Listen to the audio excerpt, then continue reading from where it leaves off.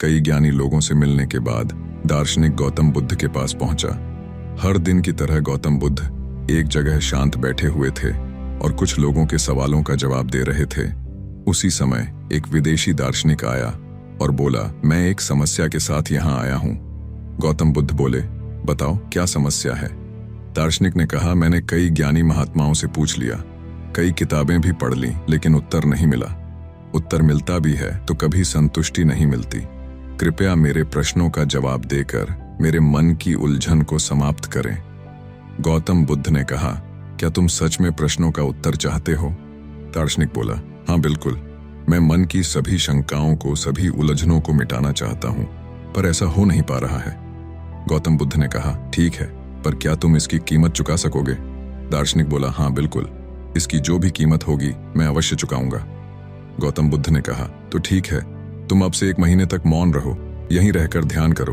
मन में कोई भी सवाल आए पर तुमको मौन रहना है। 1 महीने बाद तुम्हारे मन में जो भी शंका होगी मैं उसे दूर करूंगा।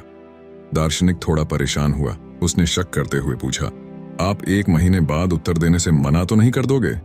गौतम बुद्ध ने कहा, तुम बिल्कुल निश्चिंत हो जाओ, मैं जवाब जरूर दूंगा, पर अगर तुमने कुछ पूछा ही नहीं तो फिर मैं उत्तर नहीं दे पाऊंगा। दार्शनिक ने हैरान होकर सोचा, आखिर 1 महीने इंतजार करने के बाद मैं प्रश्न क्यों नहीं पूछूंगा? इसी बीच पास में बैठा व्यक्ति तथागत की बात सुनकर हंसने लगा। दार्शनिक ने तुरंत पूछा, आप क्यों हंस रहे हो? व्यक्ति बोला, मुझे वह दिन याद आ गया जब मैं भी तुम्हारी तरह प्रश्न पूछने आया था। तथागत ने मुझे भी पहले शांत बैठने को कहा। जब मैं शांत हुआ, सवालों के साथ साथ मैं भी उस शांति में घुल गया। दार्शनिक ने उत्साहित होकर पूछा, लेकिन कैसे? क्या मुझे भी यही स्थिति हासिल हो सकती है? तथागत, मुझे भी वो अनमोल ज्ञान दीजिए। गौतम बुद्ध मुस्कुराए और बोले, तुम्हें 3 बातें समझनी होंगी। पहला, उत्तरहीन बनो। प्राचीन काल में ऋषियों ने कहा, उत्तरहीन बनो, क्योंकि हर प्रश्न उत्तर को जन्म देता है और हर उत्तर नए प्रश्न को जन्म देता है। सवाल जवाब ऐसी जोड़ी है जिसका कोई अंत नहीं है। दूसरी बात, मन जैसा कुछ नहीं है। मन शोर है, लेकिन मन का स्रोत मौन है। मन के स्रोत को जानो। तीसरी बात, अस्तित्व खुद मौन है, इसलिए इसे शब्दों और मन से नहीं समझा जा सकता है। इसलिए मौन को मौन से जानो। गौतम बुद्ध का उपदेश सुन दार्शनिक कुछ न कह सका और वहीं मौन होकर बैठ गया। सूरज डूबा, अगला दिन आया और गौतम बुद्ध शिष्यों के साथ यात्रा पर चल दिए। वो दार्शनिक भी उनके साथ चल दिया। चलते चलते थकान हुई तो पास के गांव में बरगद के नीचे बैठ गए। कुछ देर में गांव के लोग भी तथागत को देखने के लिए जमा होने लगे। उस गांव में एक गुस्सैल व्यक्ति भी था जो हर दिन किसी न किसी से लड़ाई कर लेता। जब गुस्सैल व्यक्ति ने भीड़ बढ़ती देखी तो तुरंत सबके बीच आया और चिल्लाते हुए गौतम बुद्ध से बोला, तुम अपना ज्ञान अपने पास रखो और तुरंत यहां से चले जाओ। व्यक्ति ने गौतम बुद्ध का अपमान करते हुए कई अपशब्द बोले, लेकिन गौतम बुद्ध अपमान के बाद भी अविचलित और शांत थे। सभी लोग हैरान थे कि आखिर गौतम बुद्ध शांत क्यों हैं, व्यक्ति के अपशब्दों का जवाब क्यों नहीं दे रहे।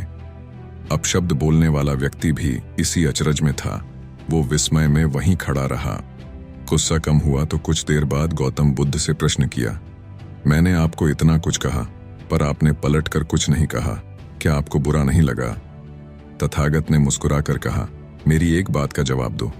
अगर तुम किसी के लिए उपहार खरीदो पर वो इंसान उपहार स्वीकार ही न करे तो ऐसे में उस उपहार पर किसका हक होगा?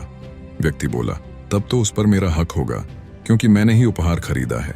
तथागत ने कहा, बिल्कुल सही, तुमने मुझे अपशब्द कहे, क्रोध में मेरा अपमान किया, लेकिन मैंने उस अपमान को, तुम्हारे अपशब्दों को स्वीकार ही नहीं किया। तुम्हारा किया अपमान, बोले गए अपशब्द सब तुम्हारे पास ही रह गए तो फिर मुझे किस बात का बुरा लगेगा? दोस्तों, इस कहानी से 2 बातें सीखने की हैं। पहली, गौतम बुद्ध कहते हैं, शांत मन की ओर फेंके गए कांटे भी फूलों में बदल जाते हैं। दूसरी बात, मौन में सबका इलाज है। जब लोग क्रोध में होते हैं तो पहले चिल्लाते हैं, परेशान होते हैं, फिर आखिर में शांत हो जाते हैं। जब लोग दुखी होते हैं तो पहले रोते हैं, गाते हैं, चिंता करते हैं, फिर आखिर में शांत हो जाते हैं।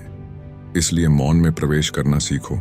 मौन आनंद, करुणा और प्रेम को जन्म देता है और उदासी, पश्चाताप, दुख सब कुछ निगल जाता है।